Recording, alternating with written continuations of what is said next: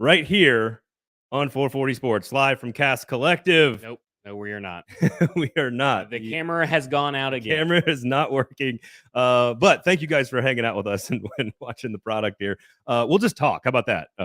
Zach, you want to just talk for a while? We can just talk. We'll just talk for a while. I don't know why the camera this week hates my computer for whatever reason. You know what it is? It's still very frustrated with AJ Brown. That's what it is. That must be what it's very frustrated with AJ Brown and the trade that took place.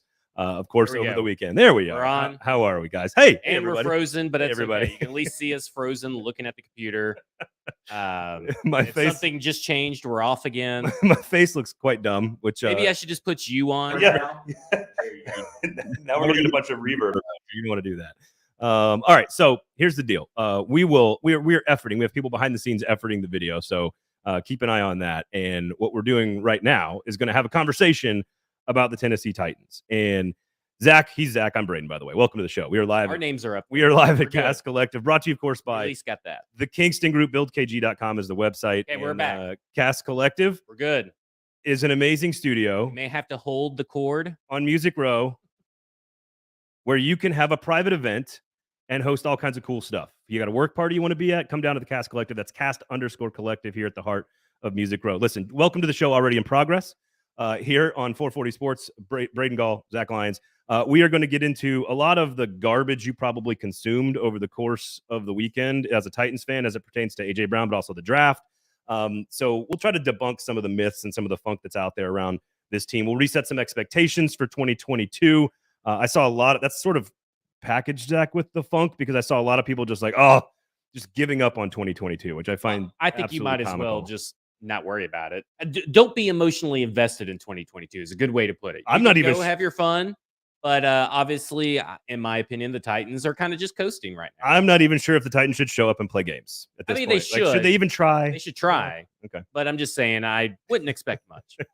We'll get into the draft strategy, of course, how it played out, because I think one of the biggest problems with in real-time evaluation is, why didn't we get this guy? We got this guy. Why'd they take that position? And we all know John Robinson plays the entire draft like an orchestra. He looks at every position and every piece of every pick and there's value in every spot. And so value versus need, I think, is a really important conversation as it pertains to the Titans and what they did on Thursday, Friday, and Saturday. But of course, we start with AJ Brown. And I first of all, if you listen to our show on Thursday, which obviously everybody did, we basically were right about everything. We will put our hand up in the air and say we are wrong and be held accountable when we need to be. But we were basically right about everything, which is they were going to trade up to draft a wide receiver. You got that right. I said they were going to trade out of the first round. They did that. And so we'll see what happens in terms of all the things. And by the way, there was a bunch of garbage all weekend long across every medium, every format, Twitter, whatever however you consume content, there was a bunch of garbage. And so we're going to try to point to, some of that garbage and try to correct and fix some of that stuff that's going on. So we are having some technical difficulties. We appreciate you guys being patient with us. This is our second ever show doing this. So, we're working on some technical difficulties here. It's no big deal, Zach. No big deal. Not a big deal at all. So I will say, I would love for the people to see how angry my face is going to get on this first topic here, because it has nothing to do with AJ Brown being traded. It has everything to do with his summer camp at Montgomery Bell Academy being canceled. And I've reached out to some folks on sort of every side of this. And from what I've been told from people that the people at NBA have no clue who canceled this. Right. So it can only be two parties at this point. It can either be AJ Brown and his camp, or it can be the people running the camp that are executing this camp. And I just want to say, I don't care who it is. The fact that you guys aren't going to honor a bunch of kids who wanted to come out and learn about football, a chance to say goodbye if you're AJ Brown. Again, I don't know who canceled this thing. But if, in fact, it does not happen, I think this is a complete garbage Bush League move by everybody involved. Well, let's first, it is going to happen, just not with AJ Brown. It's going to happen. They are looking for a replacement, but that's still, to me, unfair to the kids. Yes. And unfair to the sponsors, because AJ Brown and the people that were helping him market this thing, they were on Twitter begging for sponsors, getting sponsors, grateful for sponsors. And now that he has left, he's gone. He's just leaving his responsibilities. And what kind of message does that teach the kids is that it's not for the love of the game. And that's mainly what AJ Brown has told us here. It's not for the love of the game. It's for the love of the green. And at some point, You work on that one all weekend? no, not really. It just Like came to me. like it. That's just how I like work. it. No, I like It it. just comes to me. To me, at this point in time, that was poor optics. And Yeah. I got a few people in my mentions because I'm the one.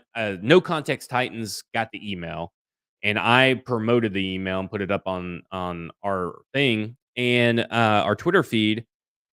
And I got people in there saying, "Well, what's he supposed to do?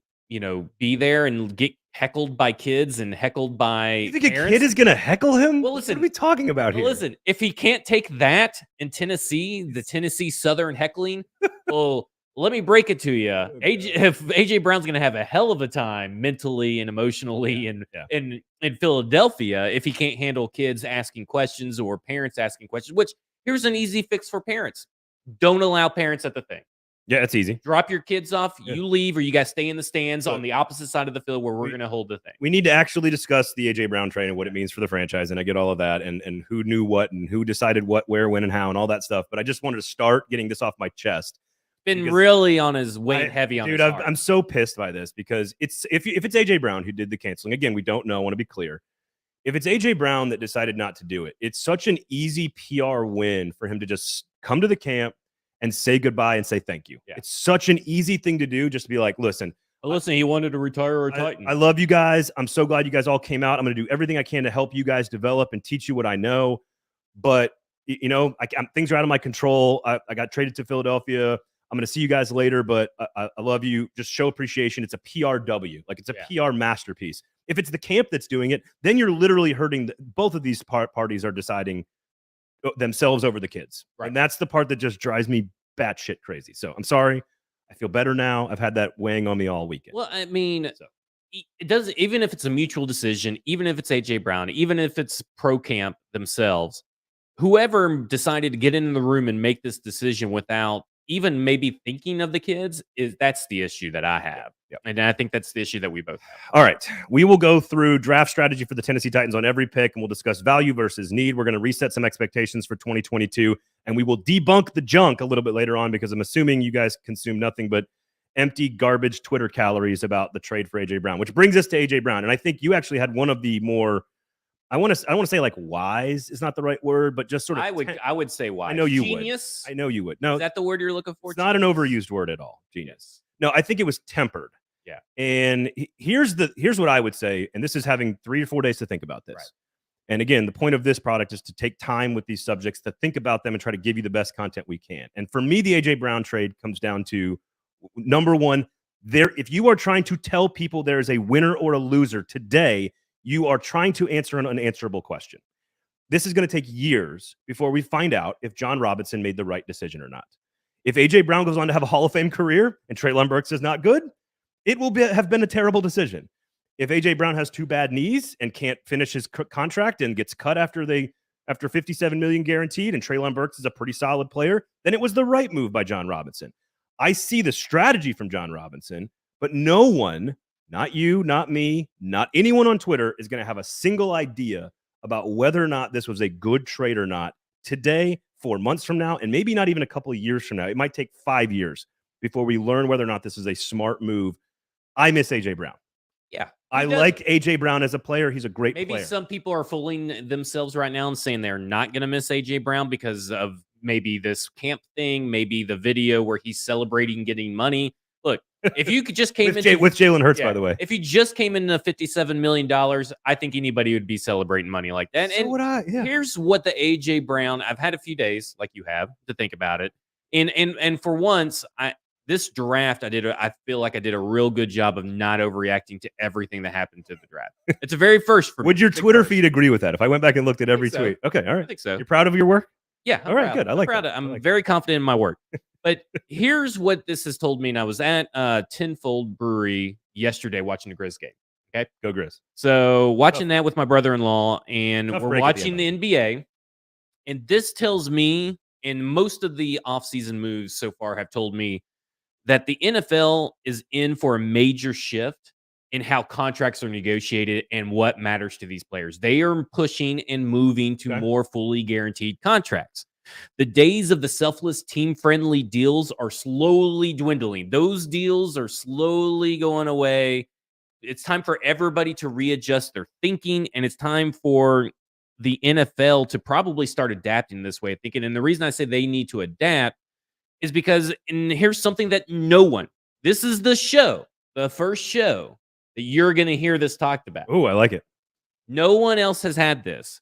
And that is that the reason you probably don't see AJ Brown in a two-tone Titans blue uniform is because of the escrow account that the NFL teams have to have for future guaranteed money. Whatever the guaranteed money is for future years has to be kept and matched in an escrow account as an insurance. Now, the MLB, to my knowledge, doesn't have that, and NBA doesn't have that, from what I understand. So that is hindering fully guaranteed deals for certain franchises because it's a cash flow issue. Okay. It is not a cap hit issue. It is a cash flow issue, and you're talking about a team that is right now liquidating assets to fund a new stadium. Now, I'm not saying they're directly connected, but cash is going to be tight in that regard. So if you're having to put $57 million extra on top of the $50 million just promised to Ryan Tannehill that's fully guaranteed into the same account, you're already talking about two players with over $100 million, not including Henry, Woods, all that stuff. Let me ask you then, because you're our resident capologist here on a football show.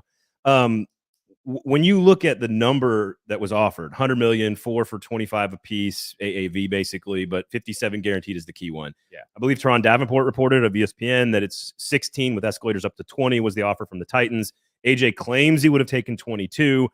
Again, the factors at play here are a guy with bad knees who misses time, who catches 4.3 passes per game in his career, but is also the most talented player in the history of the organization at that position. Right. With all due respect to my buddy D, I love you, D Mace, but like, you're the best still. You still have the crown because AJ's gone. But the key is what was guaranteed in the Titans offer. That's what people don't necessarily know yet. If you told me it was 16 per fully guaranteed, then the offer by the Titans was technically better. Right. So let's talk about this real quick, because here's what we know. We don't know. The truth is always in the middle. You're hearing reports from now. You heard AJ's side from Teron, and I'm sure later today on Monday, 3:30 p.m., he's going back out for a press conference in Philadelphia. So we'll probably get some more information. And then you see, so you've heard that side. Then you see reports from Rossini, from John Glennon, from Teron Davenport, which is obviously information being fed to them by the team, right? The team's getting out their message to counteract that message. The truth is always in the middle. But both sides carry similarities that you can decide now what we know. The Titans made an offer. Obviously, AJ Brown wanted more. He requested the trade, right? Now, here's where Teron's report matches up with what the Titans have said, because you got to think about it from a cap standpoint. Teron's report of $16 million with up to $20 million per year. That sounds super fishy. That never made sense to me. And then there was a guy from PFF who also said it sounded fishy, and he said it's kind of like what happened with the Stephon Diggs deal, including the rest of Stephon Diggs' old deal and including the extension, adding those total numbers together brings down the average. So once the old deal is complete and the extension kicks in, that is called the new money average.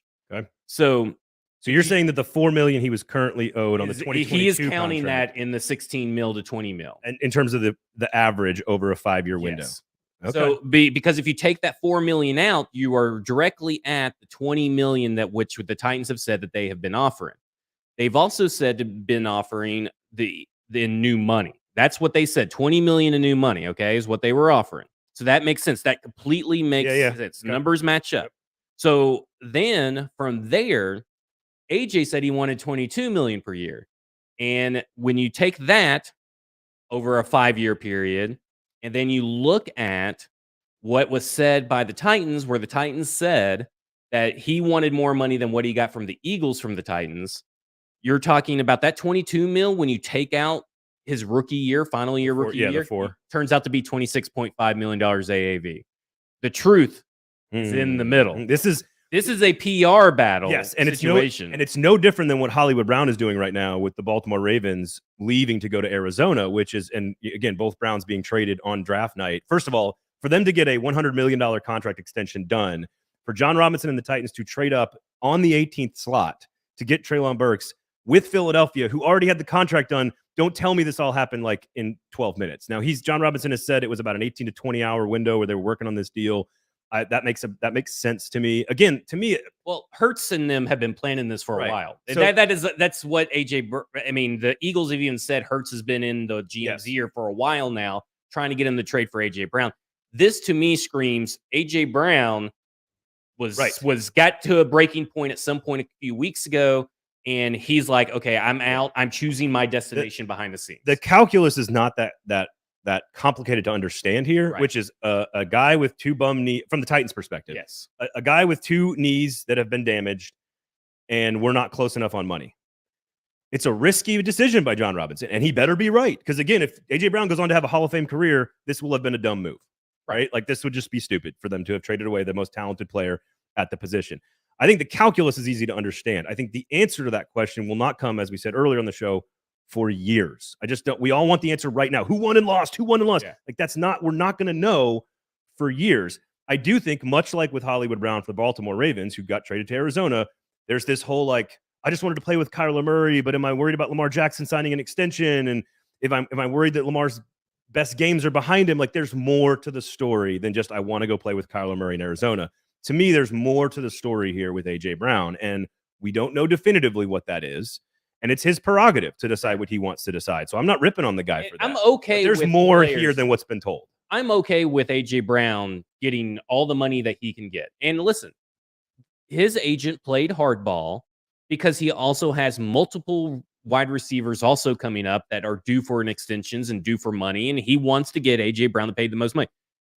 This AJ Brown, it's not my fault. Oh, that's why he deleted the tweet so fast. It may not be your fault directly, but it is the agent's fault, who you employ, right? I mean, if we're going to put blame on anybody, put blame on the agents. I hated the Vrabel, John Robinson facial emotion breakdowns. Oh, yeah, that was fun. And I don't need the robots in the media to tell me what someone is thinking, because let me tell you something right now. Vrabel was distraught, and there were people that said John Robinson didn't look distraught. You guys may need to get your emotion intelligence checked, because he looked distraught. He looked tired and exhausted. You don't think he knew what was going to happen? Well, it doesn't mean that you're happy. No, what I mean is you don't think he knew what the blowback was going to be? Yeah. Like he knew people were going to, and again, this is why I walked in the woods all weekend and didn't read Twitter and didn't listen to anything that was said out there, because it's just, people are just jumping off cliffs here. Everyone's on the ledge because, and don't tell me John Robinson doesn't know the calculus. He does. The key is whether or not it was the right calculus or not. And that, again, we will not have an answer to for quite a long time. But it clearly sets the table for Treylon Burks, who I think in the situation, if you weren't going to get AJ Brown signed and you couldn't get a deal done, I think they made the best of the situation. Right. If you're the Titans, which is to trade up, grab Treylon Burks, who is a AJ Brown clone. And we can get into now, we can sort of get into draft strategy versus need and look at all these picks here for the Titans. And I think what's interesting is how it worked out, that they got the deal done with the team they were trading for at the exact right moment with the exact right player that they wanted on the board right there. That's value, that's need. And, oh, by the way, you saved yourself $100 million. Again, we'll find out if it's the right move or not in the future. Not right now. I'm not going to tell you it's the right or wrong move. So to me, right out of the gate, you got value and you got need with Treylon Burks in the first round. Well, and initially with this AJ Brown trade, the big thing is that people are talking about whether or not they got enough in return on the trade. Well, for whatever reason, I kind of agreed with that. I mean, I do, because I thought that Davante Adams got traded for more. But when you look at what Davante Adams is, when you look at what Davante Adams is, he only got traded for 2 picks, a first and a second in this year's draft. That's it. And what did AJ Brown get traded for? A first and a third. And it's appropriate value for the receiver with the bum knees, where the Titans have no leverage. We'll get into debunking the myth of the Titans having any kind of leverage, but they got good value out of Burks. So my question to you is, he's the perfect blend of value matching need. Treylon Burks is. Yep. What is the proper benchmark that we should lay at the feet of Treylon Burks? Because obviously he's always going to be compared to AJ Brown. Poor kid. I feel so sorry for him, because the media will probably never come up with that, go without one press conference without saying something about AJ Brown, Treylon Burks. It will probably take at least until the preseason for that to happen. How about this? Let's start a new comp, just to try to start a new comp. He's 2 inch taller version of Anquan Bolden. I've heard Des Bryant. What do you think about the Des Bryant comp? On the field, I don't think it's that different. I think Des Bryant wasn't as. I think Des Bryant was better in the air, and I think Treylon Burks is better after the catch. Gotcha. If I had to, I like the Anquan Bolden thing. I was a big Bolden fan. I think Anquan Bolden is a little small, but Anquan Bolden was a dog. Yeah, like dude was just an absolute dog, and he is a physical hands catcher who doesn't mind traffic, yards after catch, plays tough in the red zone, plays bigger than his size. I think that's, again, I'm just sort of like off the top of my head, who would I use to sort of pivot off of the AJ Brown comp? Because he really is like 6'1", 6'2", 220, great after the catch, big physical guy, loves running those digs, played in the SEC, like small town in Arkansas. Like it's almost too easy of a comp. So let me ask you this. I got another pro comp for you before we go to proper benchmark. Okay. I got another pro comp. I just want to get your thoughts. Linebacker size Debo Samuel. That was Dane Brugler's comp. That's not bad. I don't think he is as shifty as Debo Samuel is. Debo Samuel, remember, returned kicks at South Carolina. Like this guy was a burner at South Carolina. He has kind of become this other nouveau chic monster that Kyle Shanahan can use everywhere. That's not bad. Dane's very good. So I'll go. I don't have a problem with that. Okay, proper benchmark. I think to your point about how everything is going to be, he's just going to have so much weight and pressure because of how he got to the Titans, which I think is completely unfair to use against him. I felt so bad for him that night. Oh, I know. That was the worst feeling. It has to be the worst feeling in the world. Knowing the fan base is angry that they drafted you. Yeah. Even though you're a pretty good player. They're not really angry at you, but they're all talking about AJ Brown. Nobody's talking about the great value that the Titans got with Treylon Burks. I think if you get to 50 or 60 catches and you get over 800 yards, and I don't remember what Corey Davis did as a rookie. It's roughly that. But I think if you can do like 55 for 800 with 4, 5, 6 touchdowns, but more importantly, show us that you know the offense, that you know how to be a professional, that you know how to work this particular route tree, you know that you've got a good relationship with Ryan Tannehill for now, Malik Willis in the future. But just show us the flashes. Show us like all that breakaway speed you had against Alabama and against all these teams you played against in the SEC. Show us a little bit of that.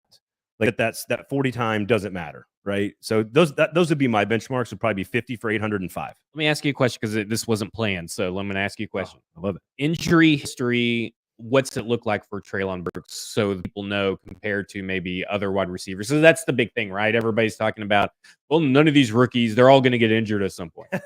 I mean, as far as I can tell, he didn't have any major problems. This isn't like, this isn't Jameson Williams who's coming in off a torn ACL like the last time we saw him play, literally. So there's nothing like that I can remember. Again, you put me on the spot here, Zach. All right, off the top of my head. This is why we're live here. You have technical difficulties, sometimes questions we don't know. Just keep more reps, practice show. By the way, this is a football show brought to you by Kingston Group, live at the Cast Collective on Music Row. Zach Lyons, Braden Gall.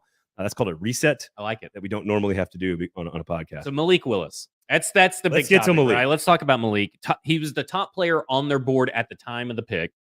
Obviously, Desmond Ridder had already went off to Atlanta, and we all know that Atlanta and the Titans share common philosophies. So there's a good chance that maybe Desmond Ridder was QB1. I still feel that that's who that was, and that's why they traded up to get Malik because they saw Ridder come off the board a few picks earlier. I think it was 12. I think it was 74 and 86 were the two spots, I think. So can Tim Kelly and Pat O'Hara, because you might as well just take Todd Downing out of the equation. He's there to teach. Oh, I know. He's there to teach the offense, not to train. He's not there to help train Malik Willis. That falls on to Tim Kelly more than likely and Pat O'Hara. Can they get Malik enough reps and get him up to speed mentally? Because we really don't know where he's at mentally compared to the rest of class. Well, we don't know what he was asked. Well, here's what we do know what he was asked to do. The coaching staff, Hugh Freeze, has openly said this. I do not understand why he would say this at any point. I've heard him say it multiple times about multiple quarterbacks at Ole Miss and at Liberty. Again, you're asking us to understand why Hugh Freeze's brain works the way it works. He basically said out loud, like, we just don't coach our quarterbacks. We don't coach them at all. We don't help them. Well, that's a good thing, sort of. But because you don't know really what you're teaching, right? Hey, listen. When I don't think Hugh Freeze knows what he doesn't know. I don't think. Well, what I'm saying is that if he has use a burner. I mean, I would like to. We don't really know where he's at mentally because he's never been asked to do anything. We don't know if that's because if Hugh Freeze is saying that because he just wants his teams to go out and play, or if it's and that's how he likes to run this offense a little bit more freestyle, or is it because of the hindrance of the quarterback's ability? No, that's a valid point. We don't. I would argue that it's definitely the former. It's Hugh Freeze. This has been his MO all along, Right. which is that we do not coach our quarterbacks very hard. We sort of just that's what I'm saying. Set up a system and let him go. And Malik Willis, again, if you don't know, he went to Auburn first. He was a 3-star kid. He didn't win the starting job, which is under Gus Malzahn at the time, which in that offensive system is also a terrible NFL offensive system. You're not going to learn anything there either. So the two places he's been, he's varying degrees of success. I think what makes this fascinating is this is the value versus need situation. I'm not sure the Titans have Malik Willis at all today, or even a quarterback, or even a plan for a future quarterback if he's not available almost in the 90s, right? He was the 86th pick. So this is them going, you know what? We've got a chance here with a player with tons of upside, but a lot of questions. We clearly, and we'll debunk this junk later, but like clearly he wasn't their guy. Let's just be honest about this. They passed on him 3 times. He has unbelievable talent. He's a great athlete, good kid, all this stuff. He needs to learn how, especially the Titans who want to run those 12-yard digs and those 14-yard crossing routes and the layered, all the stuff that we know the Titans want to run off play action. He is going to have to learn to throw with touch. You cannot throw a 105-mile-an-hour fastball on a 12-yard crossing route or a 5-yard crossing route. You have to learn how to throw with touch. So he's got a long way to go mentally and from an accuracy standpoint. But this is the beauty of this pick. You're not putting that much pressure on him. Right. If the Titans took him at 26 in the first round, you are asking him to be the savior. Yep. This is a 3rd-round pick, your 4th pick in the draft. This is just a luxury, in my opinion.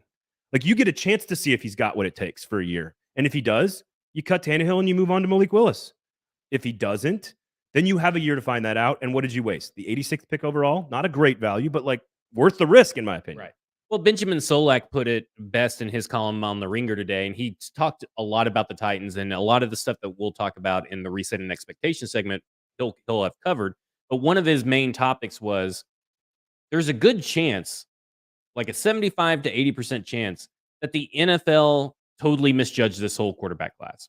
Because they constantly misjudge quarterback classes as a whole every year, almost. And if you listen to the show on Thursday, we told you there's a good chance that all of them fall. Yeah. And other than Kenny Pickett, they all fell. Yeah. And so in my mind, there's a good chance that, he may not have been their guy from the get-go, but maybe they knew that everybody else was judging this quarterback the same. Maybe they heard rumblings and all that kind of stuff. They did trade up for Malik. I don't know if that changes a little bit or adds a little bit more conviction from their side, but a little bit. But it's more about, to me, it was more about the run. They saw the run happening, and they saw Desmond Ridder go, and they said, all right, there's going to be a run here. Matt Corral went a couple picks later to Carolina.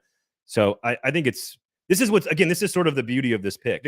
Like Coach Mack says, this is there's the quarterback draft, and then there's the regular draft. Exactly. And this is fascinating to me because he has all the talent to be a very good player and be a starter. But there's a reason he was where he was picked where he's picked. So to me, this is a value play here with a little bit of a need in the future.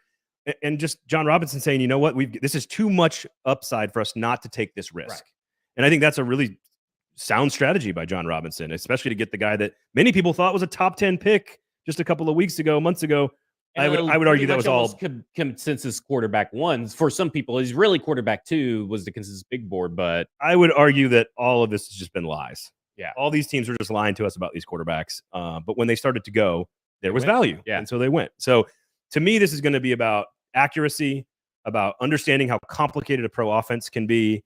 And do you fit in our play action, or do you evolve the offense into the next iteration of what the Titans offense should be? Well, I will say this. If Tim Kelly wasn't here, I'd maybe feel a little bit less optimistic about them developing him. And in my quarterback article, when I was ranking the top 5 quarterbacks, I said I had Malik at 5, but because he's the philosophy changer. They have to change the philosophy, and they can't get too much into him about tweaking. He's got the ability to throw from wherever you want, regardless of how his foot is and all that kind of stuff. You got to get him up to snuff on the mentals.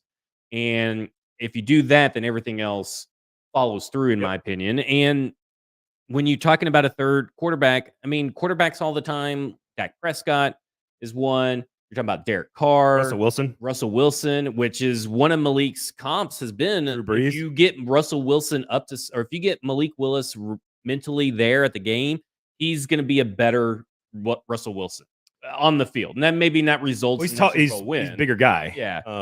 But you have to be special to be like 5'11". Yeah. And play like Russell Wilson and Drew Brees. But again, here's the issue. This is my issue with your point about the quarterback class like being completely sort of just down, like the NFL was down on. The reason Russell Wilson fell and the reason Dak Prescott fell and the reason Drew Brees fell were different reasons than the reason Malik Willis fell.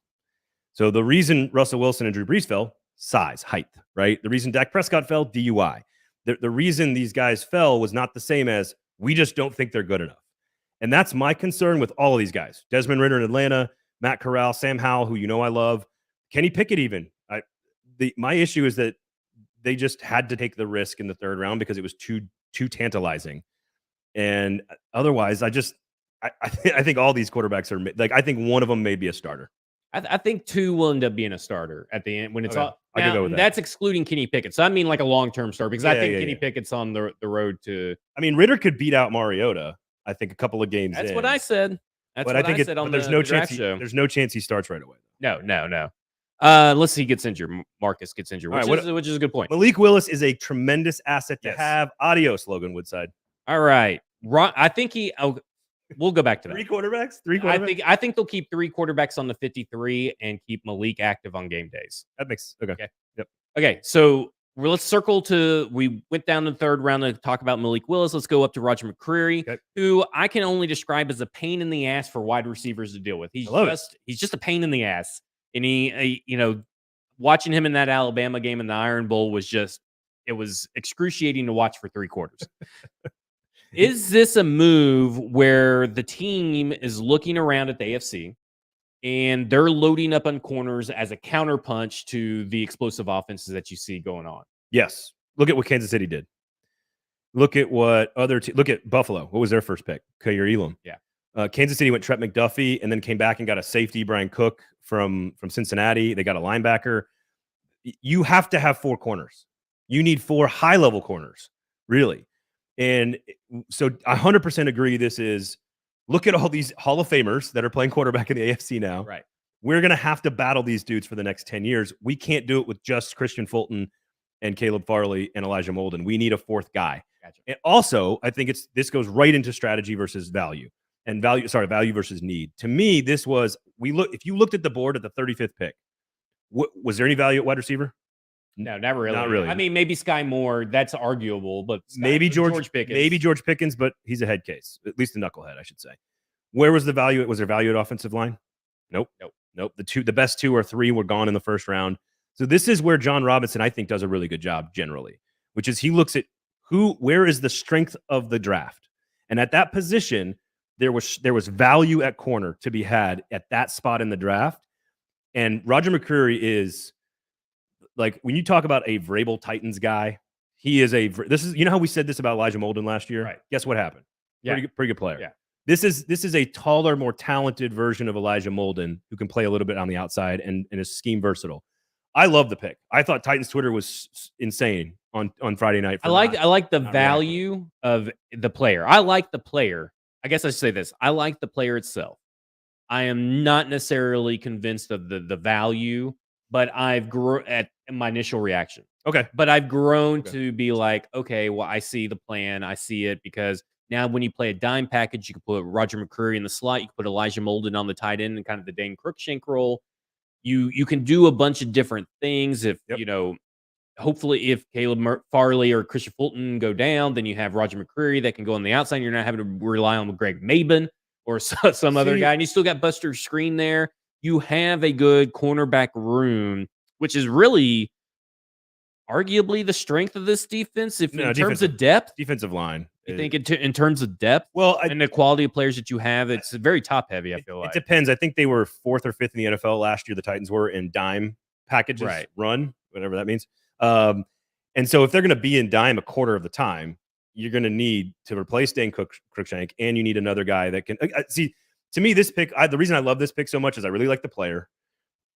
I thought it was the best value at the position, and I think it's a statement about where you think the league is going. I think that those are the 3 reasons why I think it's a really sound decision. I told you guys on Thursday, I thought wide receiver, offensive line, corner, and tight end should be the 4 first picks. And other than Malik Willis, that was basically the first 3 picks: wide receiver, corner, and offensive tackle. Couple of quick stories about Roger, just so that we can get these out of the way. His mom. So if you like Little Giants, right? Yeah. Little Giants. Remember the girl that played football in Little Giants? Yeah, Icebox. Icebox. His mom was called Icebox. Oh, that's awesome. His mom would physically demolish people on a football field. So, and what I love about Treylon Burks as well, these are very small town, humble kids who bust their ass. And that's what I like about these 2 guys is they are very much Titans, Vrabel, culture, identity guys that are going to buy into what they're doing. He has worked hard his entire career to sort of overcome things like, I was, I didn't go to any camps and I worked my way into the Auburn roster. I wasn't all that great at Auburn, but in first year, by the way, I'm a starter in my second year. I'm a little undersized. I'm going to keep busting it. I'm going to keep working. He came back to Auburn to bet on himself. Because he's like, I'm going to get a degree and I'm going to get better. And hopefully that means I can make more money in the NFL and be a better draft pick. And all of it worked. He's an All-American. So I think this is a really good value pick. I understand the argument that corner wasn't their top need at that time. I get that. But if you're looking at the value of the board, I think he's a great pick. Always eats baked beans the night before a game too. So just some random stuff about Roger McCreary. Good kid though, man. If we don't end up getting, speaking of baked beans, if we don't end up getting him opening a really, really awesome Irish pub in Nashville, what are we even doing here, people? What are we even doing here? He likes baked beans. We can have a good English Irish breakfast. Call it McCreary's and let's go. Let's roll. Again, I think Burks and McCreary both really humble, small town Southern kids who I think get the whole vibe. So I love the first 2 or 3 picks. I like this whole draft, frankly. So I think the Titans did an excellent job. Well, I mean, across the board, they're the 7th best draft, which was very surprising to me for whatever reason. But that's why we have these shows, to inform people of why this may be. So let's talk about one of these guys, and that's I'm gonna just call him MPF. You can call him or Frenchie Nick if you want to. It's not a cryptocurrency. Yeah, Frenchie Nick if you want. Another project lineman, uber talented. But what I took away from the press conference when J-Rob was talking about him and Mike Vrabel were talking about him, the media kept asking, position flexibility and talking about positions. And they were trying to get out of him, is he going to play guard or tackle, right? Yeah. But J-Rob's response kept being left and right, talking about the left tackle or the right tackle. So my question to you, who is NPF or Frenchie Nick pushing out first? Lawan in 2023 or Radens in 2022 and pushing him to left guard? Oh, I think Dylan Radens is your left guard in week 1 of camp. I would love nothing more because I have victory lap to take if that happens. No, I think right now, if you told me what is their starting lineup if everyone's healthy in camp, not week 1 of the NFL season, but in week 1 of the camp, I would go Lawan, Radens, Jones, Davis, Nicholas Petit-Frere as the right with, I guess, Jamarco Jones probably. Are you always going to say his full name just to make me feel bad? Nope. Okay. I'm good. I just wanted to make sure we said it one time on the show. This was the number 1 tackle recruit in America coming out of high school. So the pedigree and the talent and the upside is very much there. This is the difference between sort of a Roger McCreary and Nicholas Petit-Frere. The pedigree for McCreary, he earned it. Whereas with the pedigree for Ohio State's offensive lineman came with him, and he didn't necessarily live up to it. So there's some development there. To answer your question, I don't think that he's a guard. I'm not a football, I don't work in the GM's office of the Tennessee Titans, but I think this to me tells me that Dylan Radens is your left guard. He's going to try to start at right tackle. And if he is good enough and can realize all the potential that we saw in him when he was ranked as a 5-star number 1 tackle in America coming out of Tampa, Florida, then he's got a chance to take Lawan's job. I think that is a very small possibility. Yeah. Like I would not bank, like to me. So do you think they're back in the market for a left tackle next year? Does he rework the deal? Like, is Lawan going to change his contract? I don't know. Him and AJ both have said the same thing. I want to be a Titans for life. So we'll actually see. I think the odds of this player being your starting left tackle is pretty small. So what does that do with Radens? Is Radens perennially a guard in your opinion, or is he going to be shifted over to left tackle? Is he going to play like 5 different positions when it's all said and done before his career's over? I think there's a chance he bounces around, but as long as, again, you show your value again, we saw this with Dennis Kelly. We've seen these guys along the offensive line for the Titans where they just sort of like create value for themselves and then get used a lot of different places. I mean, they have to find a replacement for Ben Jones long term. Yeah. Like they've got him for 2 more years, and he's not young and he's not always healthy either. I know he plays every game, but he's not always perfectly healthy. He's a stud. But so best case scenario to me, if you were asking what's best case scenario for this pick, as you know, what was he? He was the 69th pick. Nice. The top 70 pick should play. The top 70 pick should be a part of your team for a long time. To me, this is a 2-contract right tackle. I like it. I like to hear that. That makes me feel good. But we do know that John Robinson hates giving rookies a second contract, so we'll see about that. Also true. Hassan Haskins is probably the second worst value of the draft, in my opinion. And while the need ranks higher than the value, because I think the need's a C- kind of need, but the value is the D. Okay. I love the player though. I do like what I saw on his tape, but everybody is going crazy and gaga over it. And I'd like to. He could pass block. We know he can catch screens. But does he have the explosive athletic ability to maybe look at in 2023? No. We can move on from Derrick Henry. No. This is not a replacement for Derrick Henry. Now, I would argue you can't find that player. And that I will say take 2 players to replace. Yeah, the value of the running back, as we've talked about for years, is going down. And I think the value of players like Deebo Samuel that can be that much more versatile, but in space is even more valuable. What I like about Hassan Haskins is how fundamentally sound, how well coached he is, how physical he is. Again, a lot of these players, you're going to hear the same stuff. Like they're going to fit into the Titans locker room really well because of how they play the game. He set the tone against Ohio State. Remember, Michigan, this is a guy who had 1,300 yards, 1,400 yards, 20 touchdowns this season. Broke a 50-something-year-old record. They led the league. They led the country, I believe, in long rushing plays. So we know that's what Derrick, like explosive rushes, right? But 20, he did 30, not. 40. He was not a reason for that, by the way. But what he does is he would set the tone. And when I say that, let's just go to the Ohio State game. I want to say it was like the 3rd or 4th play of the game. And they haven't beaten Ohio State in a decade. Michigan can't get over the hump. Jim Harbaugh's not any good. Well, he runs off tackle. Maybe it's a guard play, but it's to the right side. He breaks through the second level and he hits the safety. He just steamrolls the Ohio State safety. He pops up, gets into his face a little bit, and the entire team, you could just feel the building in Michigan change. Like, wait a second. Ohio State's beatable. We got these guys. And it's that kind of play that you look at and you go, man, I love the way he plays the game. So I agree with you, not a need. I agree with you, not a great value. But I think he's a good player, and I think he's going to work on this team. Could they obviously they thought they saw value at safety and receiver later in the draft, and so they took him there. I think he's a valuable piece. This is, to me, admitting that you've got to replace Darrington Evans, you've got to replace Dante Foreman, you've got to fill that need. Maybe it's a bigger need than we think. Okay, so let me ask you this, because we're rushing up a little bit on the time here, so we're gonna have to go a little bit yes, no, few words. Okay. I'm not good at that. I know. So Chigzim Okonkwo. Dang, I nailed it in you the almost pre. had it. I Dude. nailed you it in the pre. It. How quickly can Luke Steckel coach up his blocking so he never has to leave the field? We never have to see the Jeff Swaim jersey on the field.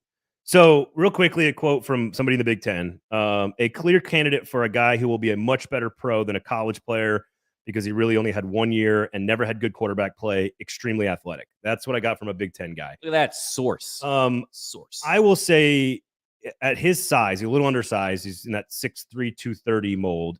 I think at his biggest, if he can get there. He did play a lot of inline at Maryland, and he did play a lot on the wing. I don't know if he's going to be a full-time blocker in the NFL. I think he's Jonnu Smith in space.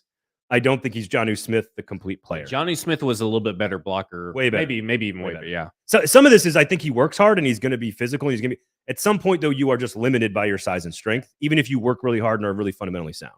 Okay. So Kyle Phillips, love the pick in the 5th. Am I wrong in thinking that you're talking about a red zone threat and in crucial times when you need a third down conversion that Kyle Phillips is that guy? Adam Humphries. Part 2, but Adam Humphries, Wes Welker, on the field. Yeah, on the field. I don't think he's Hunter Renfrow. I think that's asking way too much. What is he, like 5'11", 175-ish? Very, very productive player. Actually, he has some pedigree. 4-star recruit coming out of high school, like a top 300 kid out of California. Very productive. I think he can be on this team and be a contributing member. Is he going to jump Des Fitzpatrick, let's say? Yeah, production? Absolutely. 100%. Like, I think this is where you get value in the 5th round for a wide receiver. Is he going to catch a bunch of touchdowns in the red zone? I think I need to see that before I believe it, but Going 5 touchdowns. Over under 4.5. I'll go under, but I think he's a contributing piece to the offense when most fifth-round receivers are not. I think you're talking about someone that has been sorely missing, where you can rely on him to be in the right spot at the right time on third down to convert that third down. It is almost like a Tajay Sharp. But I hesitate to say that name because I think he's so much better than Tajay Sharp. Well, Tajay was really fundamentally sound. Yeah. And it's why he was so good as a rookie right out of the gate. But never broke any tackles, never made any big plays. Like he didn't have. I think he can break some tackles. He's got play strength to play through tackles. I agree with that. Okay, so Theo Jackson, no one took the time to write a meaningful prospect profile on him. I didn't even know who he was when they said the name. I had to Google.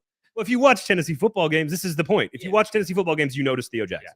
So what did the Titans see on film in UT football games? A lot of different things. He does a lot of different things well. Physical guy. This is also one that I think has a chance to make the team as a sixth rounder, which is pretty rare. When you watch film, he does not have the measurables of Alontae Taylor. He did not have the same skills as Alontae Taylor. It's why Alontae Taylor went much higher in the draft than I think anybody thought. But when you watch games, he's flashed all the time, whether it was making a tackle in the open field on Kenny Pickett, whether it was making a play in coverage, whether it was making a play in the box, like very versatile player. I don't want to say Dane Cruikshank like athleticism because that's not true. I think Dane had some extraordinary skills when it comes to that. But I think this is a guy who can do the things that this defense wants him to do in the secondary, which is do a lot of stuff. Play in the slot, play in the outside, play against tight ends, play high point safety if you need him to. I think he can be a backup for Elijah Molden, Amani Hooker, and Kevin Byard, right? Does that make sense? Like he can do a lot of things. You think that this is the Amani Hooker replacement with Amani Hooker due for a new contract? I think any of these guys after the fifth round being a replacement is a hard ask. Gotcha. But could he be a contributing backup member? Could he replace Dane Cruikshank? I think the answer could be yes. Okay, so Chance Campbell's the last guy. The guy pretty much all fans have already irrationally slotted as the best linebacker in Titans history.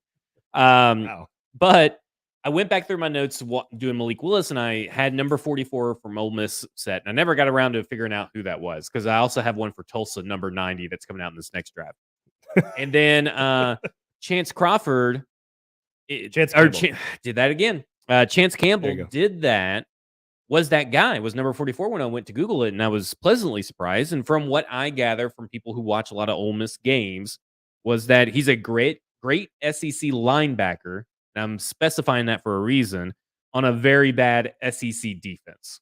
Yes, that's a fair analysis. They also showed a lot of progress. So they were garbage 2 years ago. They were significantly better this past year under coordinator DJ Durkin, who's now at Texas A&M.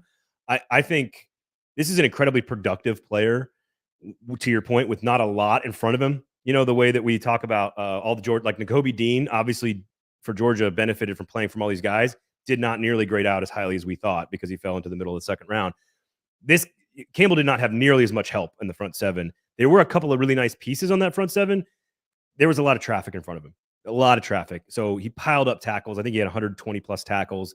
He also came off the edge a little bit occasionally. So they can do a lot with him. I just think expectations should be minimized for a sixth round linebacker. It's almost like drafting, to me, a little bit more explosive David Long.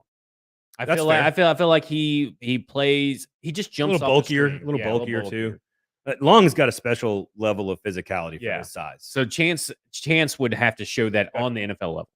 Okay. So we go through this draft, and this draft screams to me, it's all about 2023. So I'm here to reset some expectations.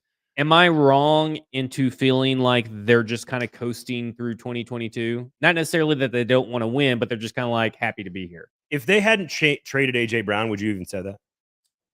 It depends on how the draft goes. It's hard to say how they would have gone. Let's say take Burks off. Okay, they trade back and do exactly what they've got.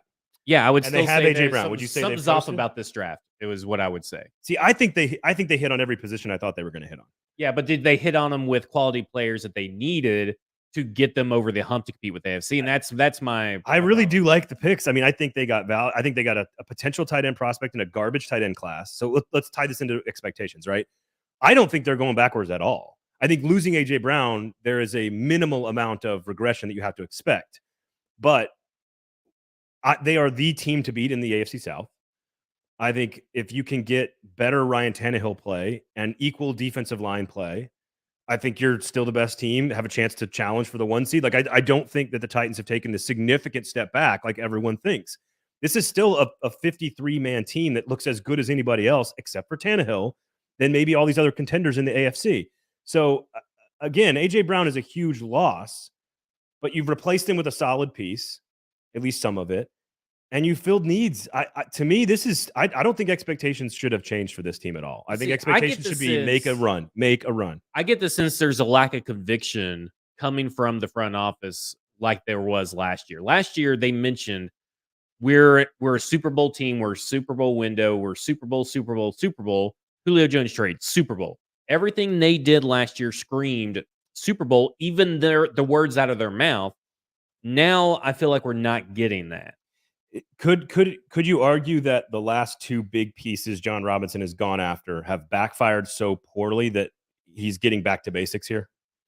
I mean, he could. Does that make sense? That makes sense. Julio Jones and Jadeveon Clowney didn't work out. Yeah. Let's go back to basics and do what I do well, which is draft safeties in the 4th round. Gotcha. Or you see what I'm saying? Like draft Jonnu Smith, draft David Long, draft Kevin Byard, draft David. Like all these guys. Like to me, this is John Robinson getting back to what he does best and filling out his roster. So I agree with that, but that lends me more to the fact that it's more of a future play. He understands that, okay, the cap's a little bit tight that they're under, even though the cap is fluid. We know that John Robinson does not treat the cap as very fluid. Okay. He's not Les Snead or any of these other guys, right? So he doesn't treat the cap like that. He doesn't treat it like Mickey Loomis or whatever. So he understands that in the future, as the future goes and more contracts become more expensive, that's this draft class. He knows that he may lose a couple players. He may have to overpay for a couple players, but that's this draft class and he's planning for the future, whereas everybody else is playing for now. And maybe he does not feel like I bet there is something in the back of both their minds that says, we've seen Tannehill now fail in the playoffs 2 years in a row. We got to start thinking about the future just a little bit more because the now... This is the beauty of the Malik Willis pick. You can do both.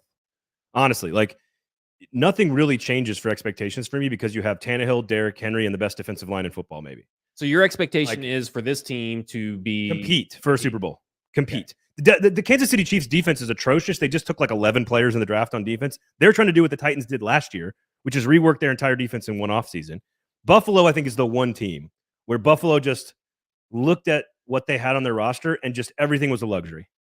To me, Buffalo did everything. They were like, oh, we're going to take a corner in the 1st round. We're going to take a running back in the 2nd round. We're going to sign Von Miller.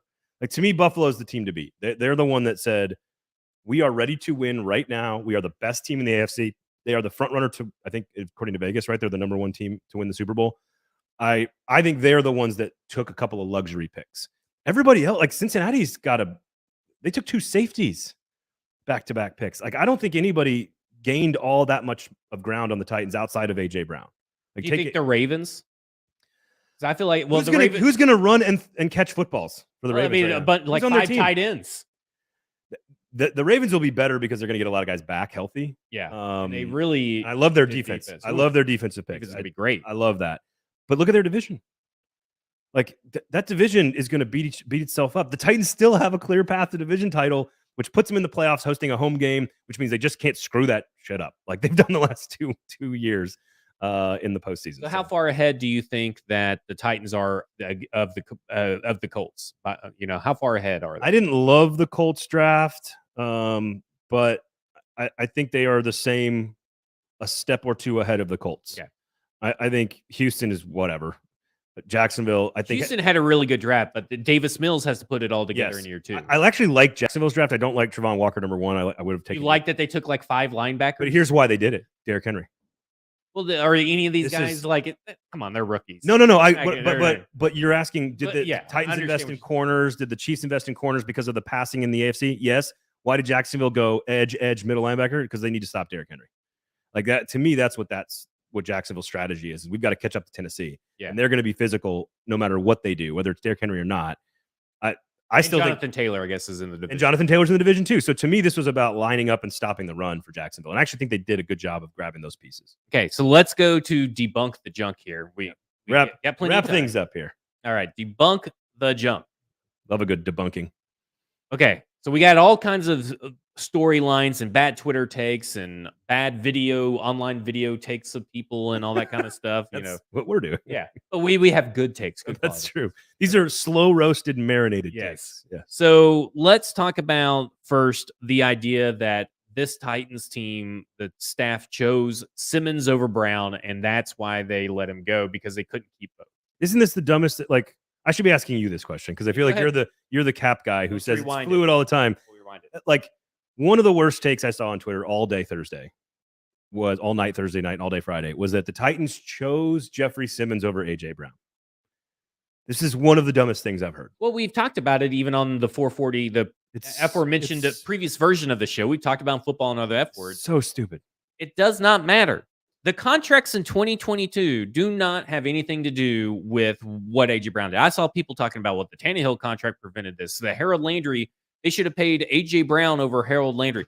None of those matter. Right. None of those matter. They got the same correlation as Christian Kirk getting paid by the Jaguars. No, the reason why A.J. Brown got paid the way he did was because of Tyreek Hill and Devontae Adams, not because of Christian Kirk. Yeah, and Stephon Diggs. Yeah, and Stephon Diggs and whoever else. I mean, it's just everybody's getting. If A.J. Brown wanted to be here and wanted to sign a contract, he'd be here, and then they would still sign Jeffrey Simmons. Yes, you can find. You're going to get $58 million off the cap when Tannehill's let go. There's just no reason for even the most experienced media people in this market to be beating this horse that it matters, that Tannehill matters. It's just because they want to hate on Tannehill.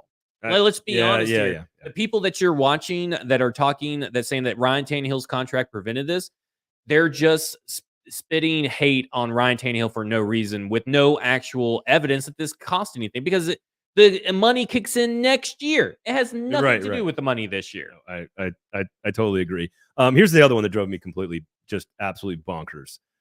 Was that, and I tweeted this out when they took Roger McCreary. I said, obviously, Malik Willis and Desmond Ridder are not their guy, clearly.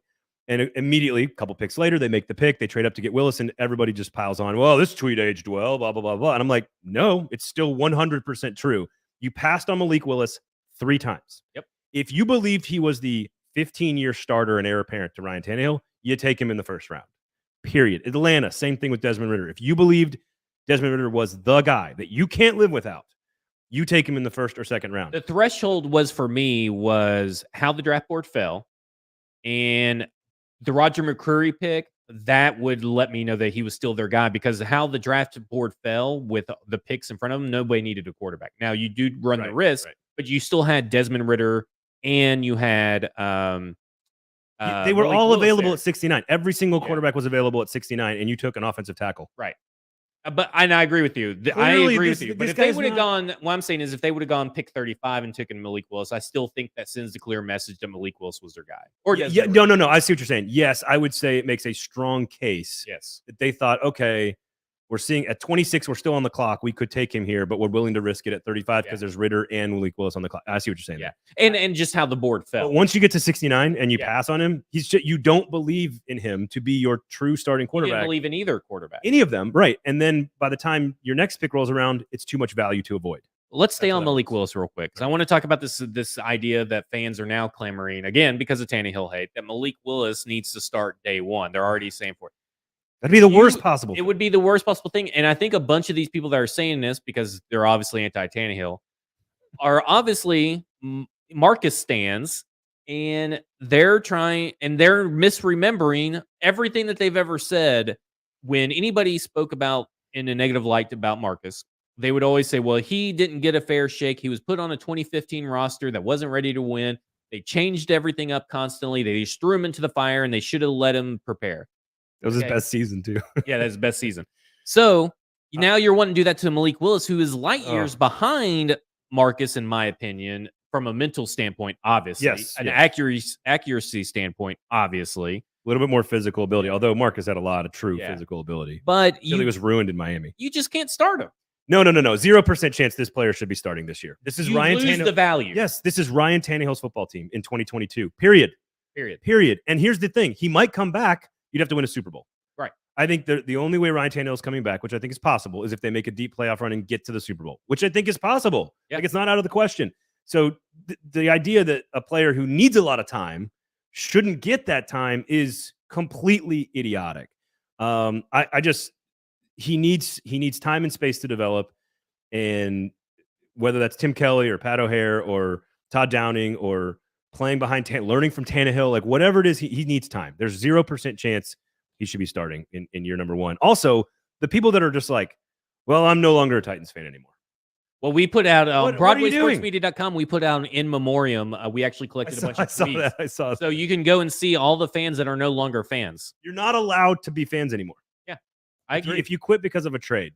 But do those Broadway Sports subscription, keep that up, and keep watching this. Click the button and hang out with us here. Okay, so you had something about impacting the stadium. Oh, yeah, this is another one. Well, the Titans clearly don't know what they're doing. They're giving up on their chances to win, and this window is closed, and that means good luck selling season tickets to the new stadium. Like, that's not how this works. Gotcha. It's not how this works. If you're a PSL holder and you're a diehard and you're going to quit on the team because of an AJ Brown trade, you're not. That's your decision. You're not going to. But like, the stadium will be built. I was just at the soccer stadium on Sunday with the wife. There are not soccer fans that are there. They're there because it's a big, brand new, beautiful toy that we have as a city. And whether the team happens to be good, so that helps. But people are not going to not go to this new stadium, right? Because you traded AJ Brown. Would it help that you had a high-profile marquee attraction like AJ Brown? Sure, it would help sell tickets. Hey, Malik Willis is right there. You never know. He could be the next. He could be the John Morant of the Tennessee Titans. Here's what matters in selling tickets: build a great venue and put a good product on the field. That's it. It's not more complicated than that. If you build a really awesome stadium and you put a decent football team on the field, people will show up. Okay, real quick, I want to get one last debunk the junk, and that is something else I've also seen media talking heads talking about is why didn't the Titans force AJ Brown to stay? He couldn't hold out, and because he doesn't make enough money and $40,000 in fines per missing thing, and then they can franchise tag him. Come on. Did nobody pay attention to what Deshaun Watson got away with last year? Man. He got to wear sweats, show up, do a couple little walkthroughs, leave, and go inside and never got a fine. And you know what they were forced to do? Forced to take up a roster spot with him, a 53-man roster, take up a roster spot and make him inactive. There is no way that agents did not take notice of that and then start suddenly realizing the loophole that could come out of that. And then on top of that, you have a disgruntled wide receiver, which takes the value you get in return down because teams know you have to get rid of him. And then if you franchise tag him, how do you think that's going to fucking end? Also, this is a little overvalued, but I will point it out. If the guy doesn't want to be here, why do you want him here? And haven't we seen that from this team? If you don't want to be here, they don't want you here. We're moving on without you. That's what they say. If someone doesn't want to be here, we're moving on without you. Next man up mentality. Yep. This idea that this strategy would even work is ridiculous. It's even more ridiculous that you would think that the Titans would do it, and you cover the team. Give me a break. I bet you feel better now. Yeah, I do. That was a good give me a break. I was told that I did not do enough give me a breaks during the show last week. All right. Well, maybe we'll just make that a segment on the product. Yeah. You could do that. All right. Anything else? I think Jonas Park is awesome, by the way. I was about to say, well, how you went to the soccer thing. Yeah. What do you think the Titans can take away from it, and what do you think they should avoid? So I think number one, it's built to fit like the neighborhood, and so the vibes fit the neighborhood. There's it's really intimate seating. It's really good sight lines. It's fan friendly from the seat standpoint. So I think the Titans, these are things that are pretty obvious in my opinion, but build it to where it looks like. Again, this is one of my pet peeves about this project all along has been build a brick facade. I don't love Lucas Oil Stadium, but I think if you build a brick facade to match Broadway and match downtown, to match the culture of downtown, I think that's important to make it look like it fits into the neighborhood a little bit. And Jonas Park is great at that. The concourses are big and spacious. Turn on the fans, SC. You had so many fans in there, people, and so many fans up in the ceilings, and you didn't turn any of them on. It was not a cool day. You could have done that. I think because it'll have a retractable roof or a dome that we don't have to worry about this, but this is important. One of the sides of the stadium, if you want to sit on the east side of the stadium, you are going to be in the sun. Everyone else is in the shade. It looked really, I could tell. I was like, man, when they started painting at the bar, I saw like, man, there was a lot of shade there. Then they showed the other side. I was like, oh crap. I had some friends sitting in that section and they were just like sweating the entire time. So I assume new Nissan, again, with a retractable roof or something, probably solve some of those problems. You got to have screens in the concourse, dude. Yeah. I saw your tweet about that. I was very surprised. This is the only real complaint I have about Geodis Park, which is because the sightlines are amazing and the tickets are super affordable. You need to have screens in the concourse so that when you walk back to go to the bathroom or get some concessions, that you can actually see what's going on in the game, especially in a hockey or especially in soccer where there's no stoppages. So yes, all around beautiful park, located in a great place. The parking is going to be a problem. So ride share if you can, but otherwise beautiful venue, wonderful time. Wife doesn't even like soccer at all. Now she loves it.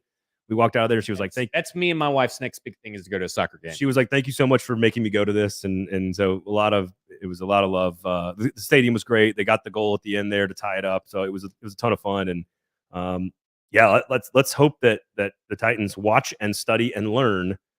Maybe Vanderbilt needs to do this too. What Nashville SC has done in constructing this building, how they've done it, where they've done it, some of the things they did. Bathrooms were spectacular.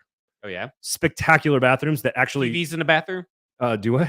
Do they have TVs in the bathroom? No, I don't think they do. The way TVs in the bathroom. TVs in the bathroom. They have reversible doors though, so you can use them on the outside. And then when the game starts, they close them and you can use them for the inside. Tons of space. Oh, that's cool. Tons of space. Bathrooms are genius. Way to go, Nashville SC. Good bathrooms. Good bathrooms. There you go.